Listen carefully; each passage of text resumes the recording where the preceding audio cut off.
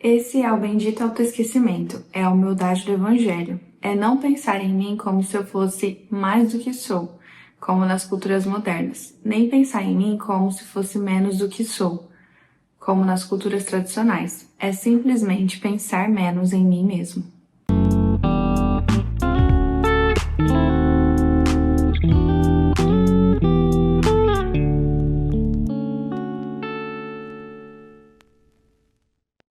Oi gente, tudo bem? Como vocês estão? Hoje estou aqui para resenhar esse livreto que chama Ego Transformado, do Timothy Keller. Bom, eu fiquei pensando por um tempinho se eu traria essa resenha para o canal, porque de fato, gente, é um livro muito breve, ele tem suas 40 páginas e você vai ler ele em 1 hora, como eu li, provavelmente.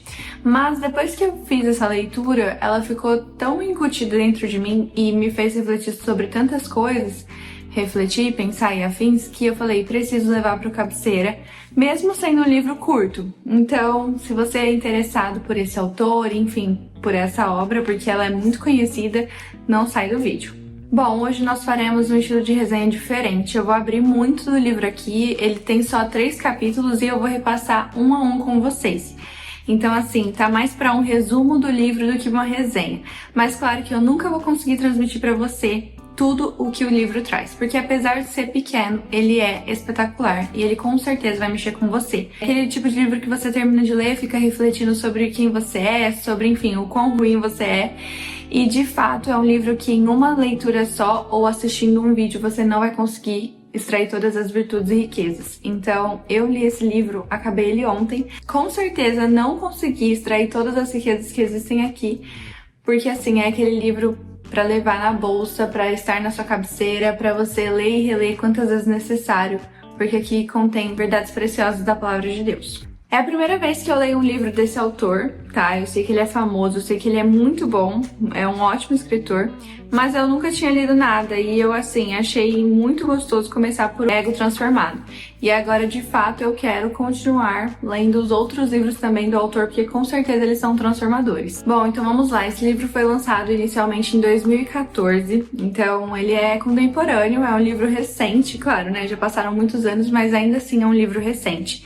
E nesse livro a gente vai aprender a como se enxergar à luz do Criador, como enxergar a nós mesmos à luz do que Deus nos mostra através da forma como Deus nos vê. O autor aqui vai falar um pouco sobre a primeira carta de Coríntios, dos capítulos 3 e 4 mais especificamente, mas como um todo sobre o que Paulo queria nos repassar nessa carta.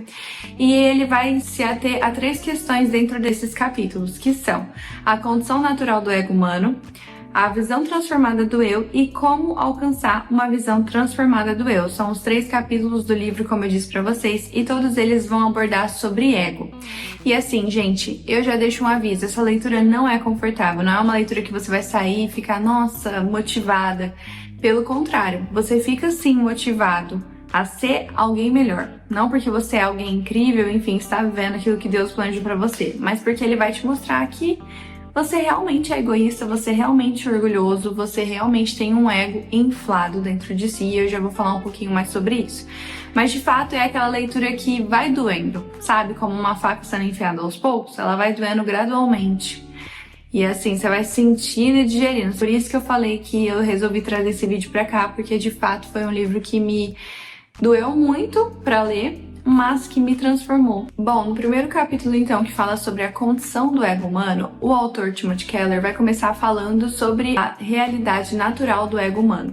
Então ele vai falar que o ego humano, nessa carta de Paulo especificamente, ele usa a palavra físio. E essa palavra, do grego, significa inflado além do que o normal. Então, basicamente, o que Paulo está tentando transmitir nessa carta dele, você precisa ler o livro para saber de qual carta exatamente estamos falando, mas era quando estava tendo aquela divisão na igreja, em que uns queriam Apolo, outros queriam Paulo, e tudo, na verdade, revelava o orgulho do seu próprio coração.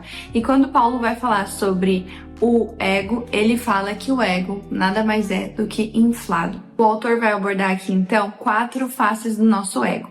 Ele vai falar que o ego é vazio, o ego é dolorido, é atarefado e é frágil. Então, nesse primeiro capítulo, a gente vai ter essas verdades bem separadas. O nosso ego é vazio, dolorido, atarefado e frágil. e eu vou trazer um pouquinho sobre cada um desses pontos. Como eu disse, essa resenha é mais em tom de resumo, mas não deixe de ler o livro, porque aqui eu já estou trazendo muitas coisas. Inclusive, se você não quiser perder a sua experiência de leitura, tipo, não quero saber através de um vídeo, quero eu mesmo ler em primeira mão e depois ver a resenha, então pausa, lê o livro e depois volta aqui. Porque, de fato, eu vou trazer muito sobre o livro, apesar de não conseguir trazer tudo. O primeiro ponto, então, que ele fala sobre o ego é que o ego é vazio. E ele é vazio porque ele sempre está incessantemente buscando algo para preencher o lugar ali dentro. Então, a gente vê isso na nossa geração, muitas vezes acontece até conosco. A gente fica com uma sensação de vazio dentro de nós e tudo o que a gente faz é tentar preencher esse vazio, sejam com coisas, drogas, bebidas, pessoas, consumismo, dinheiro, serviço, carreira, não sei, mas a gente sempre está em busca de algo para suprir e preencher esse ego. E algo que o autor fala aqui é que nada vai preencher o lugar de Deus. Tudo aquilo que a gente coloca no lugar de Deus vai ficar chacoalhando dentro da gente, porque não existe espaço o suficiente para preencher tudo isso. O único que vai preencher, é claro, nós sabemos, é o próprio Deus. Mas é por isso que o ego é vazio. Ele tá sempre tentando preencher um lugar dentro de si. E a gente fica o tempo todo querendo ser alguém melhor, querendo ser alguém maior, querendo alcançar algo melhor para nós. Então, por exemplo, eu não me contento com o que eu tenho hoje. Eu sempre quero mais, porque existe um vazio muito grande dentro de mim. O segundo ponto que o autor vai trazer aqui sobre o ego é que o ego é dolorido. Dolorido porque nessa tentativa sempre de preencher o nosso vazio, a gente vai fracassar. Então a gente sempre está buscando nas pessoas validação. A gente sempre está clamando por atenção e reconhecimento. Então se o outro fala que eu não sou boa o suficiente, se o outro fala que eu não sou bonita, ou enfim, se eu vejo alguém melhor do que eu vou me doer. Porque o ego é dolorido. E o autor aqui fala que os sentimentos não podem ser machucados. O que machuca mesmo é o ego. Então, se alguém te fere na sua vida, não é o seu sentimento que foi ferido, é o seu próprio ego que se doeu. E, gente, vamos parar pra pensar. De fato, a gente sempre tá buscando algo pra preencher esse vazio e isso nos coloca na mão do outro. Porque eu sempre quero ser melhor que o outro, eu sempre quero ter o que o outro tem, eu sempre quero estar a um nível elevado. E ele vai falar um pouco mais sobre isso mais pra frente. Mas é por isso, então, que o ego é dolorido. Porque qualquer coisa que as pessoas façam ou falem de nós, ele vai acabar se doendo. Porque ele é vazio por si só e tá buscando no lugar errado o contentamento, o reconhecimento. Então, o ego também é dolorido. O ego também é atarefado. Esse é o terceiro ponto. Porque o ego tá sempre buscando fazer algo pra se sentir útil. Então, a gente sempre tá buscando algo para nos sentir úteis. E isso vai trazer dois aspectos, a comparação e a alimentação da vanglória. Então, dentro dessa questão atarefada, a gente sempre tá tentando buscar fazer. Eu preciso fazer para ser. E hoje no mundo é muito isso, né? Se a gente não faz, a gente não é. Então, se eu não estou sendo produtivo, se eu não estou fazendo algo no meu dia de descanso, se eu não estou sendo útil e produtivo, eu não sou nada. O que é uma grande mentira. E isso nos leva à comparação com o outro, como eu já trouxe aqui. Então, eu vou me comparar com fulano, eu vou olhar para a vida do ciclano e vou falar, nossa, realmente aquela pessoa é melhor que eu preciso fazer mais. Ou eu preciso me mostrar. Eu preciso me mostrar para alimentar a vanglória dentro de mim. Então, se alguém não falar que eu tô boa o suficiente, eu preciso continuar fazendo, eu preciso continuar suprindo isso dentro de mim. Então, o ego sempre vai ser atarefado. Eu sempre vou tentar fazer algo para provar que eu sou, para provar que eu sou melhor. E por fim, ele vai falar que o ego é frágil. Ele até compara o ego a uma bexiga, que quando você enche muito, ela está super inflada. Então, é o auge do ego. É aquele momento em que você se acha a pessoa mais maravilhosa do mundo, você se acha mais importante, mais top, etc. E ninguém tira isso da sua cabeça. Mas em algum momento você desinfla. Em algum momento você vai murchar de novo, como acontece com a bexiga. E quando você está inflado, você está frágil, porque você está suscetível a desinflar. Ou seja, se essa pessoa que está super cheia de si aqui em cima e não, eu sou tudo, eu faço tudo, alguém chega pra ela e fala algo contra ela, ou traz uma crítica, ou algo acontece, uma circunstância sai do controle, ela vai desinflar. E vai ficar frágil, vai ficar dolorido, como a gente já falou. Tudo isso porque ela é demais e qualquer coisa vai ferir ela, porque a visão que ela tem sobre ela, muitas vezes é a visão do outro. Então, se o outro me machuca, logo não sou mais nada. Se o outro não vê o que eu fiz, logo não sou mais nada. Então, o ego também é frágil. além de tudo isso que a gente falou. E isso é muito sério. O autor faz até uma comparação que não existe diferença entre o ego superinflado e o ego desinflado. Por exemplo, não existe uma diferença entre uma pessoa que tem uma autoestima super alta e a outra que tem uma autoestima super baixa. Porque para você estar aqui hoje na baixa, você já teve que estar aqui na alta. Antigamente, nas culturas tradicionais, falavam que as pessoas eram más, as pessoas eram difíceis, cometiam crimes, porque elas eram super suficientes. Então elas tinham muito de si, ego inflado. Mas hoje, na cultura moderna, falam para nós que o problema das pessoas serem ruins, o problema dos crimes acontecerem, de tudo mais, é que as pessoas têm autoestima muito baixa. Então, ele bateu na mulher dele porque ele não sabe quem ele é, ele tá uma autoestima muito baixa, a gente precisa tratar isso. E isso realmente é confortável para quem vive aqui. Mas não existe diferença entre esses dois, porque se um dia você chegou aqui é porque você já esteve aqui. E você que está aqui pode chegar aqui também. Então é uma analogia muito legal essa questão da bexiga, porque é o que acontece conosco o tempo todo.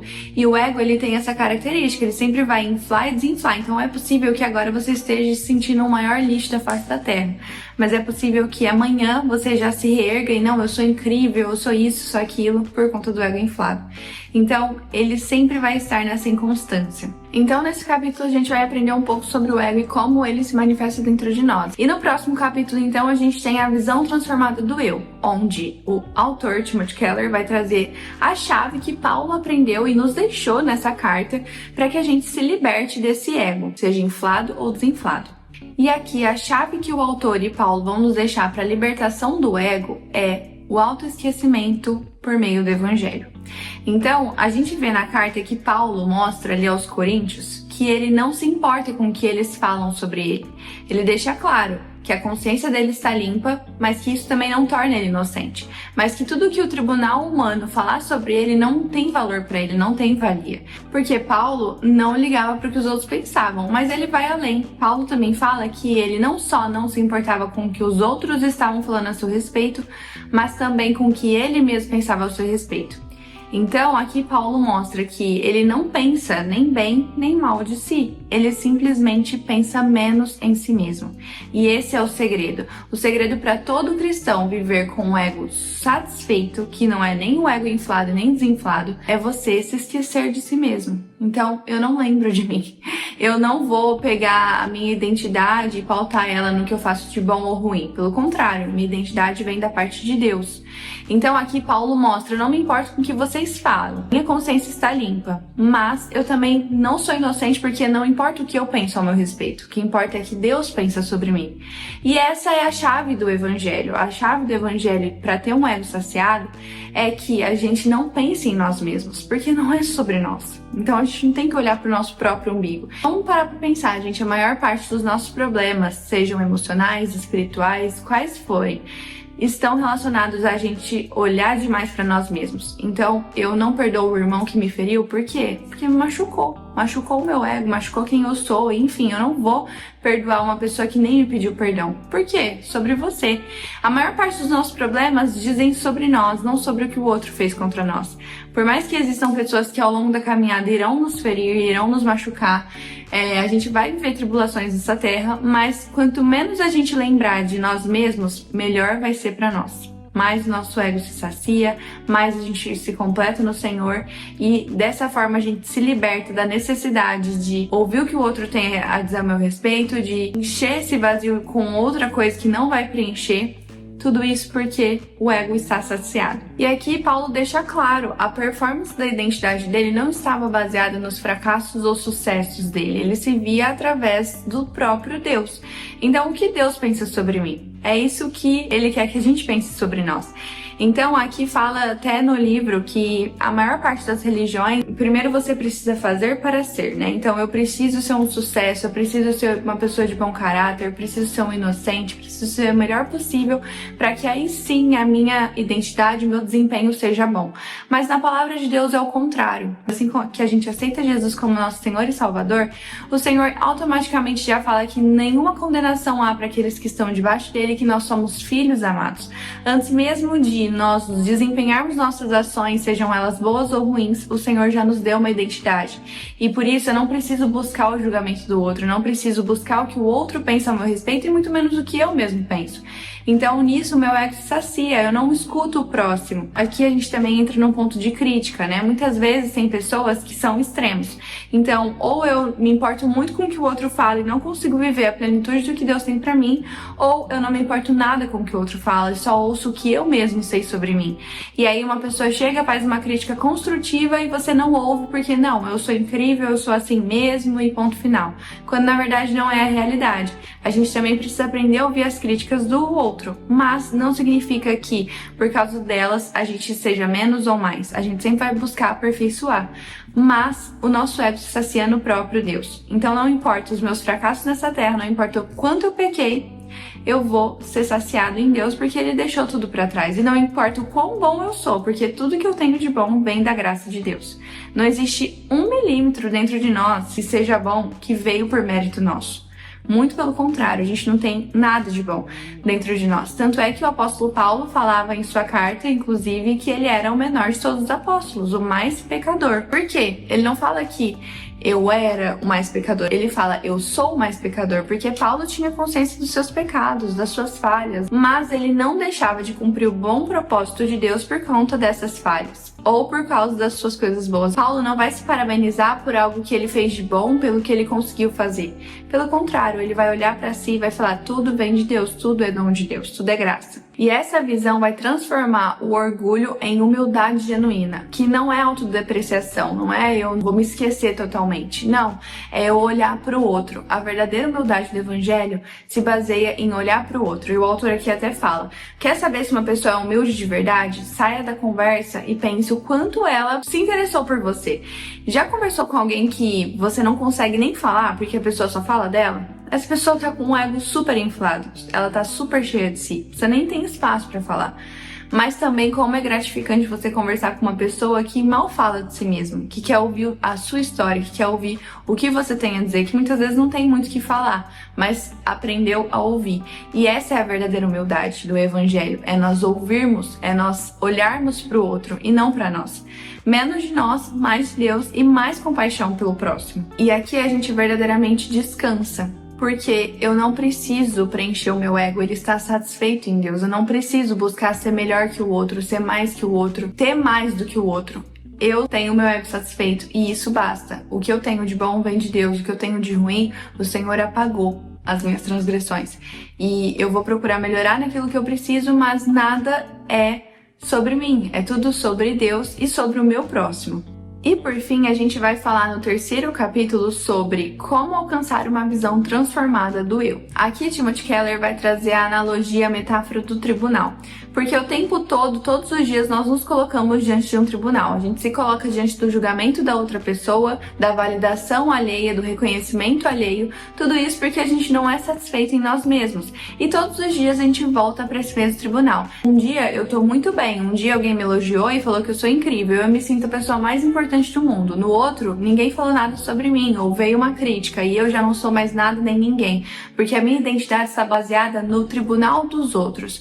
Tanto é que Paulo, nessa carta, ele usa no grego a palavra tribunal, que ressalta exatamente isso. É a pessoa se levar todos os dias ao tribunal e se colocar diante dos outros para ser julgado ali. E não é o que Deus tem para nós. E por que Paulo não se coloca então nesse tribunal todos os dias? Porque Paulo sabe que o veredito já foi dado. Na cruz, Jesus deu o veredito final. O tribunal já está encerrado. A gente não precisa se colocar todos os dias na posição do que o outro vai achar sobre nós ou do que eu mesmo vou achar sobre eu. Na verdade, Jesus naquela cruz assumiu a minha culpa, assumiu os meus pecados, os meus castigos e me deu uma nova vida, me deu graça. E por causa disso não preciso mais me colocar à frente à avaliação dos outros, à validação dos outros, porque eu tenho um justo juiz nos céus que vai olhar para as minhas ações e sabe exatamente quem sou eu, onde eu estou errando, no que eu posso melhorar e aquilo que eu tenho de melhor, que veio dele, aliás, também. E com isso, a gente deixa de viver à mercê daquilo que os outros pensam sobre nós. A única opinião que de fato importa sobre nós é a opinião do próprio Deus. De nada me importa se o outro me acha ruim, se o outro me acha bom, se o outro acha que eu tô querendo aparecer, se o outro acha que eu faço por inveja, por orgulho. De nada importa. Quem vai me mostrar a verdade é o próprio Deus, sobre o que ele pensa sobre mim. E a Bíblia fala que o Senhor corrige o filho a quem ama. Então, se necessário, o Senhor vai nos corrigir. E aqui eu volto ao ponto. Não, a gente não tá falando para desconsiderar críticas, desconsiderar puxões de orelha dos nossos líderes ou de pessoas maduras na fé que tenham enxergado algo sobre nós. Mas a gente tá falando que não é qualquer coisa que vai me abalar. Não é qualquer coisa que vai me fragilizar, porque o meu ego está super inflado. Pelo contrário, as coisas que o mundo pensa ao meu respeito não importam. E não só as coisas ruins, mas as coisas boas também. De nada me importa se o mundo acha que eu sou uma pessoa incrível, organizada, bonita, e isso e aquilo. Eu preciso saber o que o Senhor pensa sobre mim. E isso é o mais importante. Quantas vezes a gente já não fez algo querendo o reconhecimento do mundo e conseguiu? Só que será que Deus lá do céu olhou para nós e falou, não, essa é a minha filha amada em quem me comprazo, como diz para Jesus? Então a gente precisa tomar muito cuidado. A nossa oração precisa ser que o Senhor nos céus, quando a gente entrar, fale, servo bom e fiel, você foi fiel, por isso agora entra no gozo do seu Senhor. E muitas vezes aqui na terra a gente vai estar errado, a gente vai ser uma pessoa que não vai ser reconhecida, mas o que importa é que eu sei que o meu reconhecimento e que a visão sobre quem eu sou está em Deus. E por isso eu não preciso me achar incrível, eu não preciso que as pessoas me olhem e achem que eu sou a melhor pessoa do mundo ou que eu fiz um trabalho muito bem feito, em que eu entreguei com excelência, porque de nada me importa. O que me importa é o que o Senhor pensa sobre mim. E isso me preenche, isso me satisfaz e deixa o meu ego de lado. É não pensar em mim, é parar de ter essa dor de cotovelo que nós cristãos infelizmente temos. E assim, eu não tô falando de novos convertidos, porque esses são os mais fáceis de tratar. Tô falando de gente velha de igreja que ainda se dói por coisa pequena, ainda se dói pelo irmão que passou do lado e não te cumprimentou, ainda se dói por uma festa que você não foi convidado, ou ainda se dói, não sei, por N motivos, porque no culto de domingo o louvor não estava bom o suficiente, ou porque foi machucado por alguém e nunca mais vai pisar no mesmo lugar que aquela pessoa estiver. Nós precisamos nos livrar dessa dor de cotovelo, porque isso nada mais é do que olhar demais para nós. E o autor aqui até fala também sobre um ponto. As pessoas que se autodepreciam, então, eu sou realmente uma pessoa horrível, tem a autoestima lá embaixo, ela também é orgulhosa, porque ela não deixa de olhar para si. Então a gente também não é vítima da nossa própria história. Nós não somos nem os melhores nessa terra, nem de longe, mas também não somos vítimas de nós mesmos. Porque fulano fez isso comigo. Você não sabe como minha história é difícil, você não sabe o que eu passei na minha infância. Tudo bem, toda dor é válida, mas o Senhor nos limpa e faz tudo novo. A nossa vida, a partir do Senhor, é uma folha em branco e Ele escolhe o que vai fazer em nós.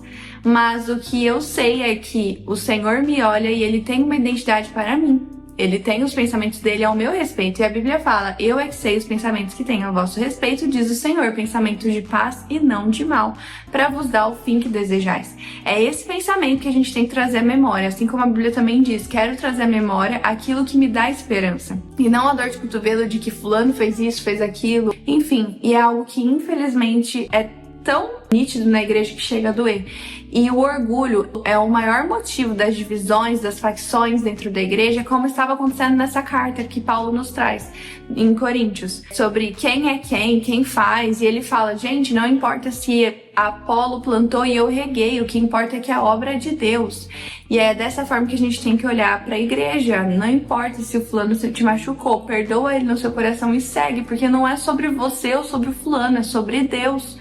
E quando a gente tá chateado demais, dolorido demais, pode ter certeza que o nosso ego está inflado, o nosso ego está no lugar errado. E por isso que a gente tem que ter o ego transformado dentro de nós. Então a única opinião que de fato importa e deve importar para nós é a de Deus. E ela foi dada na cruz. Nós somos filhos amados, perdoados, que foram restituídos para com nosso Pai. Bom, gente, então esse foi o livro de hoje, era essa resenha que eu quis trazer pra vocês. Eu falei bastante sobre o livro, mas de fato, esse livro é um convite ao alívio. É um convite a gente deixar os fardos pra trás, porque quem não sente orgulho e quem acha que é, nossa, realmente humilde, atire a primeira pedra. Quando você lê esse livro, você fala, meu Deus, quanto orgulho existe dentro de mim. Quão grande está o meu ego, o que eu faço para me livrar disso? E aqui a gente vai ter uma chave poderosíssima de como se livrar realmente desse ego que tá inflado, ou talvez tão desinflado dentro de nós.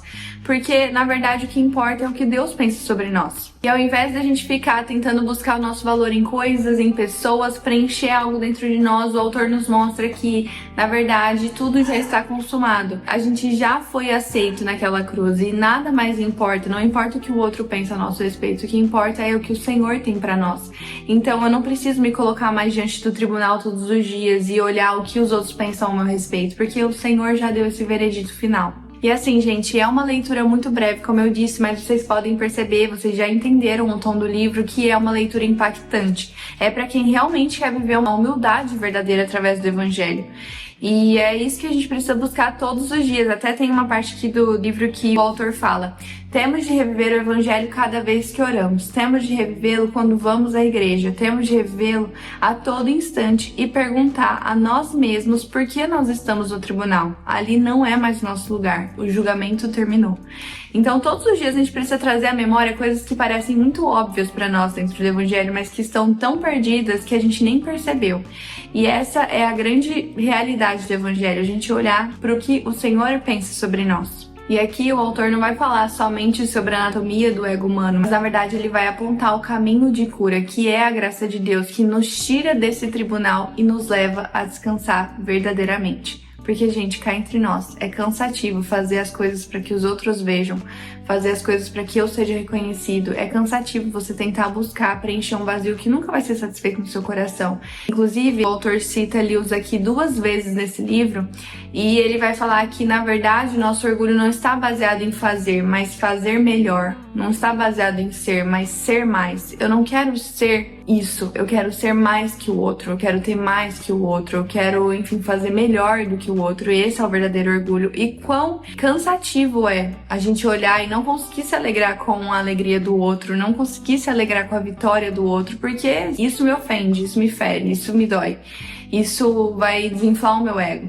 Então, de fato, como é difícil a gente viver dessa forma. E para experimentar essa verdadeira humildade, a gente precisa entender que a verdade está na graça de Deus, que Jesus pagou tudo naquela cruz. E isso vai nos tirar, de fato, de uma vez por todas do tribunal e nos trazer alívio genuíno, descanso genuíno em Deus, de uma pessoa que não precisa de um ego desinflado ou inflado para ser. Ela só precisa de um ego satisfeito em Deus. Bom, então é isso. Eu nem preciso dizer que eu dou 5 estrelas para esse livro e que com certeza ele é digno da minha cabeceira, assim, na verdade ele é digno de tudo, assim, de ficar na sua bolsa e você revisitar ele cada vez que você pensar em algo, cada vez que você trombar com uma pessoa.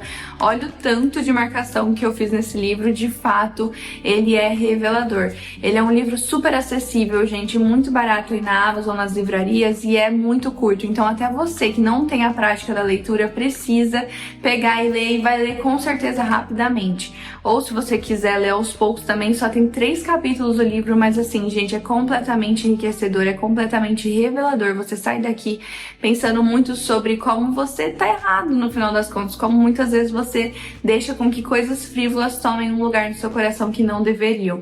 Então é isso, eu espero muito que vocês tenham gostado dessa resenha, espero ter te enriquecido aqui também com esse vídeo e ter feito você querer o livro, porque como eu disse, apesar de falar muito, não falo tudo sobre o que ele carrega. Vale muito, muito a pena essa leitura. É isso, gente. Espero que vocês tenham gostado. Deixe o seu like aqui embaixo. Comenta aqui nos comentários se você já leu. Me indiquem também outras obras do Timothy Keller, porque com certeza eu vou comprar e vou ler. É um dos autores que entraram, assim, no ranking de melhores aqui da minha lista.